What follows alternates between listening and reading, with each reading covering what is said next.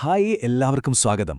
നിങ്ങൾ എപ്പോഴെങ്കിലും ആലോചിച്ചിട്ടുണ്ടോ, ഒരേ സമയം പാട്ട് കേട്ട് വെബ് ബ്രൗസ് ചെയ്ത് കോഡ് എഴുതുമ്പോഴൊക്കെ നിങ്ങളുടെ കമ്പ്യൂട്ടർ എങ്ങനെയാണ് ഇതെല്ലാം കൂടി ഒരുമിച്ച് കുഴപ്പമില്ലാതെ കൊണ്ടുപോകുന്നതെന്ന്? ഇതിൻ്റെ എല്ലാം പിന്നിൽ ഒരു അദൃശ്യ ശക്തിയുണ്ട്. അതാണ് മെമ്മറി മാനേജ്മെന്റ്.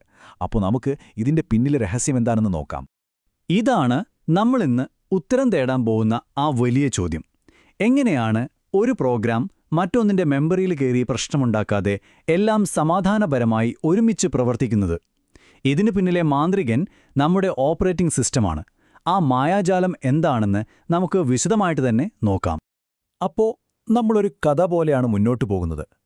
ഒരു പ്രശ്നത്തിൽ നിന്ന് തുടങ്ങി അതിനെ മറികടക്കാൻ കൂടുതൽ മികച്ച പരിഹാരങ്ങൾ കണ്ടെത്തി അവസാനം ഇന്നത്തെ സിസ്റ്റങ്ങളിലെത്തിയതെങ്ങനെയെന്ന് നമുക്ക് ഓരോ ഘട്ടമായിട്ട് കാണാം.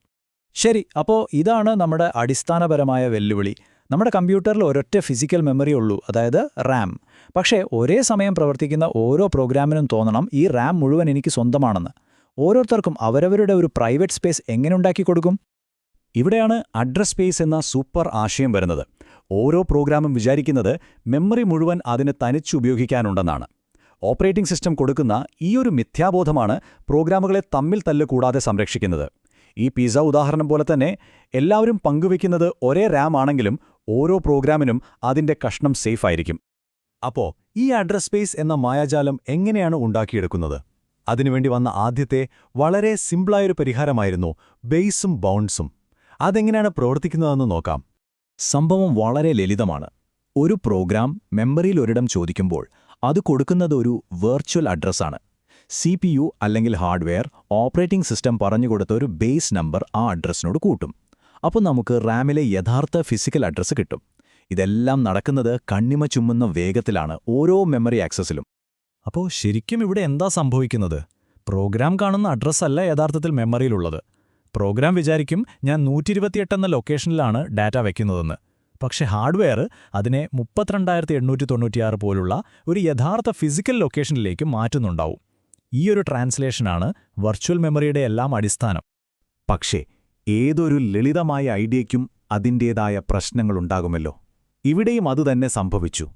നമ്മൾ ഓരോ പ്രോഗ്രാമിനും വേണ്ടി ഒരു വലിയ മെമ്മറി ബ്ലോക്കങ്ങ് നീക്കിവെക്കുകയാണ്.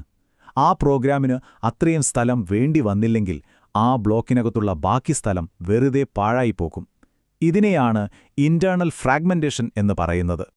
ഈ സ്ഥലം പാഴാകുന്ന പ്രശ്നം പരിഹരിക്കാനായിട്ട് വന്ന അടുത്ത ഐഡിയയാണ് സെഗ്മെന്റേഷൻ. പ്രോഗ്രാമിൻ്റെ അഡ്രസ് സ്പേസിനെ ഒന്നായി കാണാതെ അതിനെ പല ലോജിക്കൽ കഷ്ണങ്ങളായിട്ട് തിരിക്കും. ഇവിടെ എന്താ ചെയ്യുന്നതെന്ന് വെച്ചാൽ, പ്രോഗ്രാമിനെ മൊത്തത്തിൽ ഒരൊറ്റ ബ്ലോക്കായി കാണുന്നതിന് പകരം അതിനെ പല ലോജിക്കൽ കഷ്ണങ്ങളായി മുറിക്കും. കോഡിനൊരു കഷ്ണം, ഡേറ്റയ്ക്ക് വേറൊരെണ്ണം, സ്റ്റാക്കിന് മറ്റൊന്ന്, എന്നിട്ട് ഓരോ കഷ്ണത്തിനും അതിൻ്റേതായ ബേസും ബൗണ്ട്സും കൊടുക്കും. അപ്പോൾ പിന്നെ സ്ഥലം പാഴാവുന്നത് ഒരുപാട് കുറയും. നിങ്ങളൊരു പ്രോഗ്രാമറാണെങ്കിൽ സെഗ്മെന്റേഷൻ ഫോൾട്ട് എന്ന എറർ ഉറപ്പായും കണ്ടിട്ടുണ്ടാവും. അതിൻ്റെ ഉത്ഭവം ഇവിടെ നിന്നാണ്. അതായത് നിങ്ങളുടെ പ്രോഗ്രാം അതിനനുവദിച്ച സെഗ്മെന്റിന് പുറത്തേക്ക് കടക്കാൻ ശ്രമിച്ചു. ഒരു പ്രശ്നം പരിഹരിച്ചപ്പോൾ ദാ വരുന്നു അടുത്തത്. പ്രോഗ്രാമുകൾ മെമ്മറി ഉപയോഗിക്കുകയും ഒഴിവാക്കുകയും ചെയ്യുമ്പോൾ മെമ്മറിയിൽ പലയിടത്തായി ചെറിയ ചെറിയ ഒഴിഞ്ഞ സ്ഥലങ്ങളുണ്ടാവും. ഈ ഗ്യാപ്പുകളെല്ലാം കൂടി കൂട്ടിയാൽ ചിലപ്പോൾ വലിയ സ്പേസ് ഉണ്ടാകും.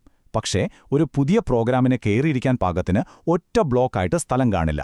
ഭയങ്കര മെസ്സിയായിട്ടുള്ളൊരു അവസ്ഥ. ഇതിനെയാണ് എക്സ്റ്റേണൽ ഫ്രാഗ്മെന്റേഷൻ എന്ന് പറയുന്നത്. ഈ ഫ്രാഗ്മെന്റേഷൻ എന്ന് പറയുന്ന തലവേദന മൊത്തത്തിൽ ഇല്ലാതാക്കാൻ വന്ന ഒരു വിപ്ലവകരമായ ആശയമാണ് പേജിംഗ്. സത്യം പറഞ്ഞാൽ ഇന്നത്തെ മിക്കവാറും എല്ലാ ഓപ്പറേറ്റിംഗ് സിസ്റ്റങ്ങളുടെയും അടിസ്ഥാനം ഇതുതന്നെയാണ്. ഈ ചിത്രം നോക്കിയാൽ സംഭവം ക്ലിയറാകും. പേജിങ്ങിൽ അഡ്രസ് സ്പേസിനെയും ഫിസിക്കൽ മെമ്മറിയെയും ഒരേ വലിപ്പമുള്ള ചെറിയ കഷ്ണങ്ങളായി മുറിക്കുന്നു. വെർച്വൽ കഷ്ണങ്ങളെ നമ്മൾ പേജുകളെന്നും ഫിസിക്കൽ മെമ്മറിയിലെ കഷ്ണങ്ങളെ ഫ്രെയിമുകൾ എന്നും വിളിക്കും. ഇനിയൊരു പ്രോഗ്രാമിൻ്റെ പേജുകൾ ഫിസിക്കൽ മെമ്മറിയിലെ ഏതു ഫ്രെയിമിൽ വേണമെങ്കിലും കൊണ്ടുപോയി വെക്കാം. ഏത് പേജ് ഏത് ഫ്രെയിമിലാണ് ഇരിക്കുന്നതെന്ന് ഓർത്തുവെക്കുന്ന ഒരു അഡ്രസ് ബുക്കാണ് പേജ് ടേബിൾ. എല്ലാം അടിപൊളിയായി. പക്ഷേ പുതിയൊരു പ്രശ്നം: വേഗത. ഓരോ തവണ പ്രോഗ്രാം മെമ്മറി ആക്സസ് ചെയ്യുമ്പോഴും ശരിയായ ഫിസിക്കൽ അഡ്രസ് എവിടെയാണെന്ന് കണ്ടുപിടിക്കാൻ ആദ്യം മെമ്മറിയിലിരിക്കുന്ന പേജ് ടേബിളിൽ പോയി നോക്കണം. അതിനുശേഷമേ യഥാർത്ഥ ഡാറ്റ എടുക്കാൻ പറ്റൂ. അപ്പോൾ ഒന്നിനു പകരം 2 മെമ്മറി ആക്സസുകൾ വേണ്ടിവരുന്നു. ഇത് നമ്മുടെ സിസ്റ്റത്തിന്റെ സ്പീഡ് നേരെ പകുതിയാകും. അതൊട്ടും നല്ല കാര്യമല്ല, അല്ലേ? അപ്പോൾ ഈ സ്പീഡ് പ്രശ്നം എങ്ങനെ പരിഹരിക്കും? അതിനാണ് നമ്മുടെ അടുത്ത സൂപ്പർ ഹീറോ വരുന്നത്: ട്രാൻസ്ലേഷൻ ലുക്ക് സൈഡ് ബഫർ, അല്ലെങ്കിൽ സിമ്പിളായി TLB. പേര് കേട്ട് പേടിക്കണ്ട. TLB എന്ന് പറയുന്നത് CPU-ൻ്റെ ഉള്ളിലുള്ള ഒരു ചെറിയ ഭയങ്കര ഫാസ്റ്റായിട്ടുള്ള ഒരു നോട്ട്ബുക്ക് പോലെയാണ്. നമ്മൾ അടുത്തിടെ ഉപയോഗിച്ച വെർച്വൽ ടു ഫിസിക്കൽ അഡ്രസ് ട്രാൻസ്ലേഷനുകൾ അത് ഓർത്തുവയ്ക്കും. അപ്പോൾ അടുത്ത തവണ അതേ അഡ്രസ്സ് വരുമ്പോൾ മെമ്മറിയിലെ വലിയ പേജ് ടേബിളിൽ പോയി തപ്പുന്നതിന് പകരം ഈ കുഞ്ഞൻ നോട്ട്ബുക്കിൽ നിന്ന് ഉത്തരം പെട്ടെന്ന് കിട്ടും. ഇനി ഇതിന്റെ വ്യത്യാസം നോക്കിക്കേ.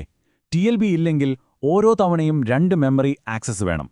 പക്ഷേ നമ്മൾ ചോദിച്ച അഡ്രസ് TLBയിലുണ്ടെങ്കിൽ, അതായത് ഒരു TLB ഹിറ്റ് ആണെങ്കിൽ, ഒറ്റയൊടിക്ക് കാര്യം നടക്കും.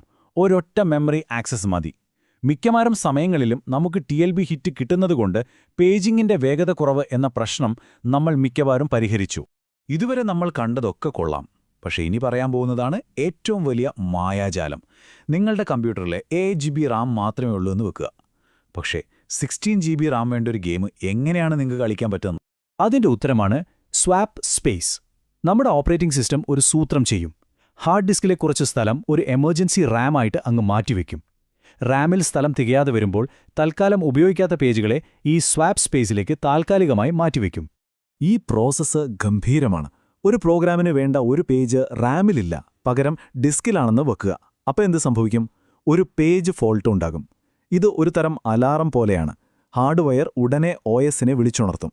OS ഓടിച്ചെന്ന് ഡിസ്കിൽ നിന്ന് ആ പേജ് കണ്ടെത്തി റാമിലേക്ക് തിരികെ കൊണ്ടുവരും. എന്നിട്ട് പേജ് ടേബിൾ അപ്ഡേറ്റ് ചെയ്യും. ഏറ്റവും രസം എന്താണെന്ന് വെച്ചാൽ ഇത്രയും കാര്യങ്ങൾ നടന്നതൊന്നും പാവം പ്രോഗ്രാം അറിയുകയേയില്ല. അത് നിർത്തിയെടുത്ത് നിന്ന് തുടങ്ങി ചെയ്യും. അപ്പോൾ ഈ ഉദ്ധരണിയിൽ പറയുന്ന പോലെ വെർച്വൽ മെമ്മറി എന്ന് പറയുന്നത് ഓപ്പറേറ്റിംഗ് സിസ്റ്റം നമുക്ക് തരുന്ന ഒരു ശക്തമായ മായാജാലമാണ്. ഇത് പ്രോഗ്രാമർമാരുടെ ജീവിതം എത്രയോ ലളിതമാക്കി.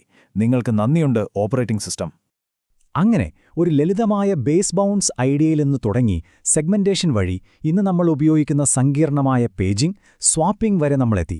ടെക്നോളജി ഇങ്ങനെ മുന്നോട്ടു പോകുമ്പോൾ അടുത്ത ലെവൽ മെമ്മറി മായാജാലം എന്തായിരിക്കും? ഒന്ന് ആലോചിച്ച് നോക്കൂ. നമുക്ക് അടുത്ത തവണ കാണാം.